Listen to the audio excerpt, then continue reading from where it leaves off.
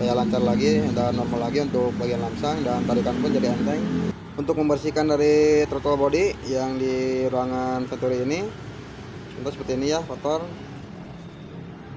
Nah, kotor banget kan.